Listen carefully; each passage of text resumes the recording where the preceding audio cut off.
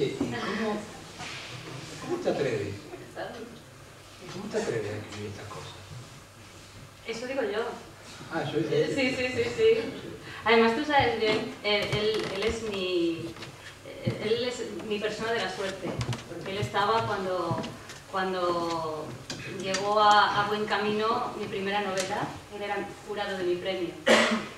Y él sabe que cuando gané el premio Ateneo Joven, y él era testigo, yo llegué temblorosa, y cuando me dijisteis que tenía que subir a hablar de mi novela en la entrega del premio, me agarré al atril y dije, ¿qué hago aquí? ¿Por qué he escrito nada?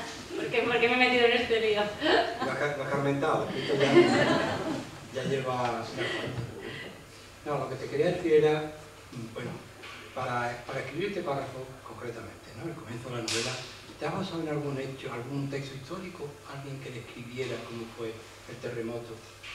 Pues de sí. Sevilla, bueno, de Lisboa, en Sevilla.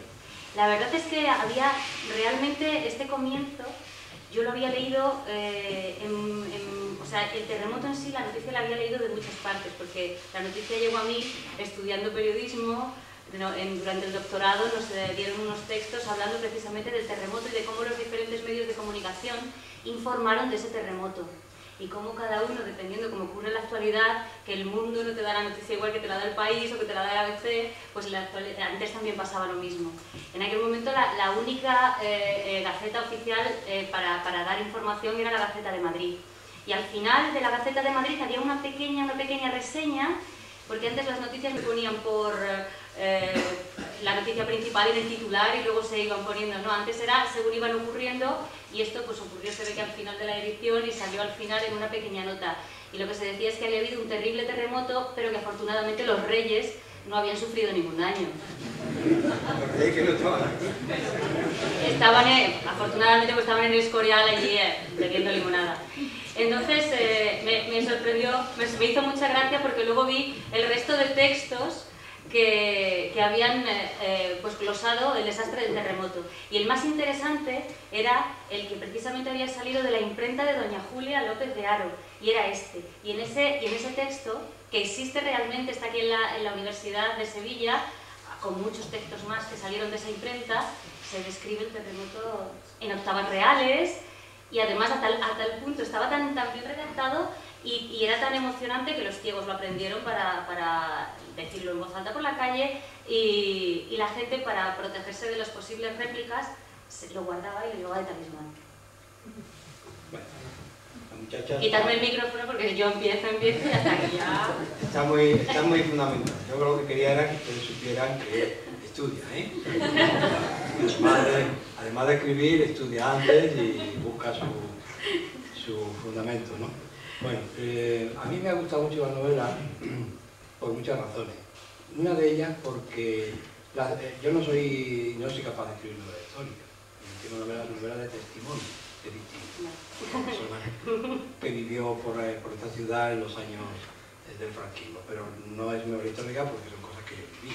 Por lo tanto, incluso la gente que escribió novelas sobre la guerra civil, incluso gente joven, bueno, lo que hace, como hacía Galdós, era hablar con gente que recibiera la información directamente de personas que sí lo habían vivido. Eso es otra cosa. Pero meterse en estos andurriales del 18 y luego llega hasta la conquista de Sevilla y a Alfonso X. Y bueno, ¿qué pasa por la mente de un escritor cuando decide voy a emprender esta aventura? ¿Eso cómo es? Yo es que siempre he sido muy peliculera, las cosas como son. Y la mayoría del tiempo estoy en la inocia, pero bueno. Por eso muchas veces, que como aquí es que estáis todos mis amigos, pues bueno, ya muchos sabéis que muchas veces me estáis hablando y yo estoy pensando otra cosa, y seguramente os preguntaré lo mismo dos minutos después.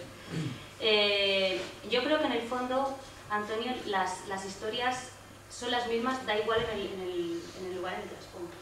Yo creo que el ser humano se mueve por lo mismo, por grandes pasiones, el amor, el odio, la venganza, la muerte, el deseo de poder, la riqueza, y que eso da igual, pasaba lo mismo en el siglo XII, en el siglo XVI y en el siglo XXI. Yo lo único que hago es buscarles un escenario en el que actuar, pero estoy segura de que las cosas que acontecen en el elefante de marfil podrían haber sucedido también en el siglo XXI, ahora mismo, podrían suceder igual. Lo que pasa es que a mí me evoca mucho más este escenario. Un escenario concreto. Sí. Un escenario que tú te imagines, porque claro, además de la serie del 18 no hay demasiada iconografía, bueno, hay, pero no es precisamente el siglo que más allá aportaba al conocimiento y a la iconografía, porque fue un siglo, bueno, como todo, ¿no? Esto acaba de decir antes, turbulento, terrible, en fin, con muchos pasos atrás, pero no es el siglo que para los sevillanos sea, no sé, no tenemos, creo yo, una conciencia del 18 o una noticia entrañada de lo que fue el 18 como si la tenemos a lo mejor pues, del 16, del 17, tenemos una noticia de comedia, pero del 18 se nos ha ido formando un poco, porque precisamente fue un siglo, también un siglo sándwich, ¿no? Un siglo que venía de la oscuridad y desembocó en otra oscuridad. Bueno, era por comentarte un poco cómo habías tú visto las peripecias cotidianas de ese siglo, en qué te habías basado, porque hay momentos en que eran esos circulantes por la ciudad, más de diferentes personajes que han tenido cosas que realmente no hicieron, y eso, ¿cómo se hace? Yo creo que es el pálpito. Hay un pellizco en un momento determinado y yo leer aquel texto me hizo ver casi la novela en su totalidad. Yo leí aquel texto y me imaginé a una mujer muy fuerte, que tenía una imprenta en mitad del siglo XVIII, que era cierto, ¿no? Porque muchas veces, a lo mejor ahora, la novela salió el viernes, entonces no he tenido mucho tiempo de promoción, pero es verdad que muchos periodistas que se han acercado a hacerme entrevistas me decían, bueno, este toque feminista de una mujer en el siglo XVIII con una imprenta y tal, bueno, pues sí es que existía, si buscáis en la universidad están los textos de la impresora de esta mujer, doña Julia López de Aro, que dirigía la imprenta de la ciudad. Y es, no sé, bueno, tú lo sabes mejor que nadie porque eres escritor también y de repente la historia la ves, es que no llama a tu puerta y ya los personajes están dentro de ti. Yo siempre digo que los personajes, librarse de ellos luego se vuelve muy difícil y yo a mí ahora mismo me está costando mucho trabajo despegarme de toda esta gente porque la verdad es que es una novela coral, nunca había tenido tantos personajes en una novela y ahora me está costando mucho trabajo liberarme de ellos. Yo, como no sé si te parece que diéramos paso a una lectura, porque la verdad es que como claro, yo creo que esto es una fiesta conjunta en la que estamos todos.